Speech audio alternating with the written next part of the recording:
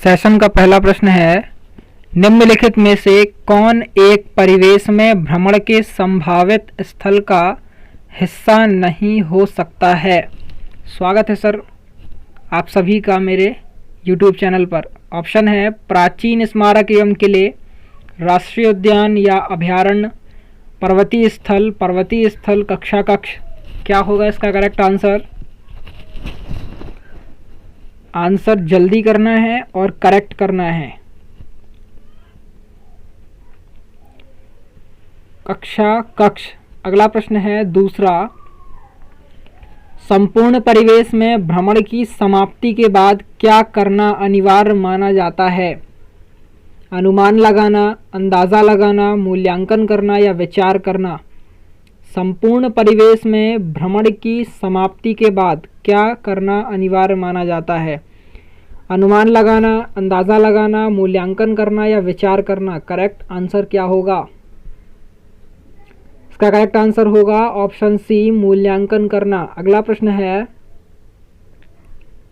परिवेश में भ्रमण किस प्रकार के स्थानों पर किया जा सकता है। पानी शुद्धिकरण का स्थान, मौसम विज्ञान कार्यालय, कृषि विज्ञान केंद्र या उपरोक्त तीनों।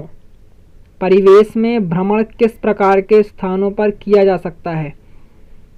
पानी शुद्धिकरण का स्थान, मौसम विज्ञान कार्यालय, कृषि विज्ञान केंद्र, उपरोक्त तीनों। क्या होगा इसका करेक्ट आंसर? इसका करेक्ट आंसर होगा ऑप्शन डी, उपरोक्त तीनों। अगला प्रश्न है प्रश्न 4, प्रयोगशाला विधि में महत्व दिया जाता है प्रयास एवं त्रुटि को, करके सीखने के सिद्धांत को, अनुभव को या उपरोक्त तीनों को। करेक्ट आंसर क्या होगा? इसका करेक्ट आंसर होगा ऑप्शन, क्या होगा इसका करेक्ट आंसर? ऑप्शन बी, करके सीखने के सिद्धांत को। अगला प्रश्न है प्रश्न 5, सामूहिक वाद विवाद के कितने रूप होते हैं। 2, 3, 4 या 5। करेक्ट आंसर क्या होगा?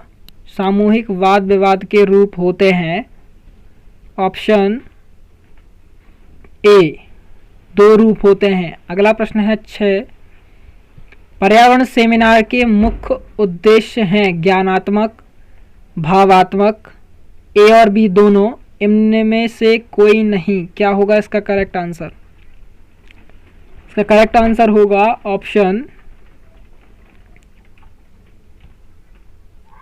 सी, ए और बी दोनों। अगला प्रश्न है 7वां, पर्यावरण सेमिनार के ज्ञानात्मक उद्देश्य किन योग्यताओं का विकास करते हैं। विश्लेषणात्मक योग्यता, संश्लेषणात्मक योग्यता, मूल्यांकन योग्यता या ऑप्शन डी, उपरोक्त सभी। करेक्ट आंसर क्या होगा? पर्यावरण सेमिनार के ज्ञानात्मक उद्देश्य किन योग्यताओं का विकास करते हैं।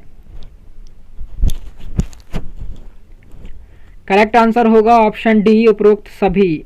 चलते हैं अगले प्रश्न की तरफ। प्रश्न 8, सेमिनार से बच्चों में कौन सी अधिगम आदतों का विकास होता है। स्वाध्ययन का, आलोचनात्मक दृष्टिकोण का, सक्रिय साझेदारी का या ऑप्शन डी, उपरोक्त सभी का।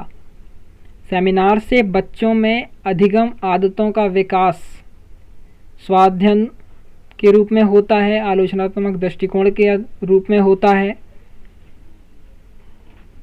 ऑप्शन डी, तीनों ही रूपों में होता है। अगला है प्रश्न 9, सर्वेक्षण के द्वारा विद्यार्थी कौन सी जानकारियां प्राप्त करता है। रीति रिवाजों की, सांस्कृतिक परंपराओं की, लोक कथाओं की या सभी की। सर्वेक्षण के द्वारा विद्यार्थी कौन सी जानकारियां प्राप्त करता है। क्या होगा इसका करेक्ट आंसर? इसका करेक्ट आंसर होगा ऑप्शन डी, सभी की। अगला प्रश्न है प्रश्न 10, चर्चा के अंतर्गत किन विचारों का आदान प्रदान नहीं होता है। शिष्ट विचार, अतार्किक विचार, तार्किक विचार या ज्ञान युक्त विचार। चर्चा के अंतर्गत किन विचारों का आदान प्रदान नहीं होता है। शिष्ट विचार का, अतार्किक विचार का, तार्किक विचार का या ज्ञान युक्त विचार का। करेक्ट आंसर क्या होगा? इसका करेक्ट आंसर होगा ऑप्शन बी, अतार्किक विचार। अगला प्रश्न है 11वां। चर्चा करना निम्नलिखित में किन सिद्धांतों पर आधारित है? पूंजीवादी सिद्धांतों पर, लोकतांत्रिक सिद्धांतों पर, साम्यवादी सिद्धांतों पर या मार्क्सवादी सिद्धांतों पर? करेक्ट आंसर क्या होगा दोस्तों? चर्चा करना निम्नलिखित में से किन सिद्धांतों पर आधारित है? करेक्ट आंसर बताइए। इसका करेक्ट आंसर होगा ऑप्शन बी, लोकतांत्रिक सिद्धांतों पर। अगला प्रश्न है 12वां। परिचर्चा के सिद्धांत किस पर आधारित हैं? सक्रियता पर, मौलिकता पर, उत्तर देने के समान अधिकार पर या उपरोक्त सभी पर? परिचर्चा के सिद्धांत किस पर आधारित हैं? सक्रियता पर, मौलिकता पर, उत्तर देने के समान अधिकार पर या उपरोक्त सभी? करेक्ट आंसर क्या होगा? इसका करेक्ट आंसर होगा ऑप्शन डी, उपरोक्त तीनों। अगला प्रश्न है 13वां। सामूहिक शिक्षण व्यवस्था में सीखने की क्या विशेषता है? बच्चों में विषय के अनुसार, गंभीरता, कार्य प्रबंधन में एक दूसरे की सहायता, उपरोक्त सभी? क्या होगा इसका करेक्ट आंसर?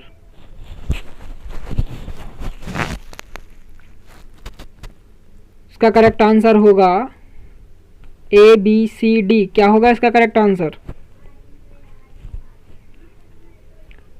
चलिए, इसका करेक्ट आंसर होगा ऑप्शन डी, उपरोक्त सभी। अगला प्रश्न है 14th। निम्नलिखित में से कौन दृश्य श्रव्य शिक्षक सामग्री है? निम्नलिखित में से कौन दृश्य श्रव्य शिक्षण सामग्री है? कंप्यूटर है, चार्ट है, रेडियो है, पुस्तक है? दृश्य और श्रव्य दोनों बताना है। करेक्ट आंसर होगा ऑप्शन ए, कंप्यूटर। अगला प्रश्न है 15। कैसे शिक्षण सहायक सामग्री से छात्रों को उच्च कोटि का पुनर्बलन प्राप्त हो सकता है? कंप्यूटर द्वारा, चार्ट द्वारा, रेडियो द्वारा, टेलीविज़न द्वारा? शिक्षण सहायक सामग्री से छात्रों को उच्च कोटि का पुनर्बलन निम्न में से किससे प्राप्त होगा? ऑप्शन ए, कंप्यूटर द्वारा। अगला प्रश्न है 16th।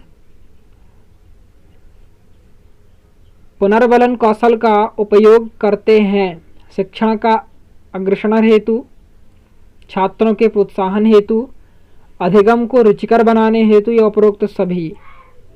पुनर्बलन कौशल का उपयोग करते हैं शिक्षण का अग्रसरण हेतु, छात्रों के प्रोत्साहन हेतु, अधिगम को रुचिकर बनाने हेतु। उपरोक्त तीनों आंसर सही हैं। Option D is the right answer. अगला है 17वां क्वेश्चन। बालकों में निरीक्षण करने की योग्यता के विकास में सर्वाधिक मदद करता है? निरीक्षण करने की योग्यता का विकास निम्न में से किसके द्वारा होता है? भ्रमण द्वारा, चार्ट द्वारा, नमूने द्वारा या कंप्यूटर द्वारा? अपने आंसर्स को कमेंट करके बताएं और अपने स्कोर को भी ज़रूर कमेंट करें। भ्रमण इसका राइट आंसर होगा। प्रश्न 19। निम्नलिखित में से कौन केवल दृश्य सहायक सामग्री है? प्रश्न 18वां है। Computer, chart, radio, television? कौन केवल दृश्य शिक्षण सामग्री है जिससे हमें सुनाई ना दे, केवल दिखाई दे? कौन सा होगा निम्न में से? Option B, chart. अगला प्रश्न है किससे बालकों की कल्पना शक्ति का विकास संभव है? कंप्यूटर द्वारा, रेडियो द्वारा, टेलीविज़न द्वारा या सभी द्वारा? किससे बालकों की कल्पना शक्ति का विकास संभव है? कंप्यूटर द्वारा, रेडियो द्वारा, टेलीविज़न द्वारा या सभी के द्वारा? करेक्ट आंसर होगा कंप्यूटर, रेडियो और टेलीविज़न, तीनों के द्वारा ही कल्पना शक्ति का विकास संभव है। इस सेशन का अंतिम प्रश्न है, एजुसेट क्या है? संचार तकनीक, उपग्रह, पुस्तकालय या प्रयोगशाला? एजुसेट क्या है? संचार तकनीक है, उपग्रह है, पुस्तकालय है, प्रयोगशाला है? क्या होगा इसका करेक्ट आंसर? ऑप्शन ए, संचार तकनीक।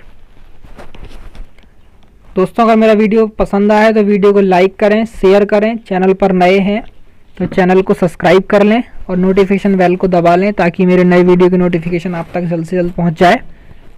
Thank you.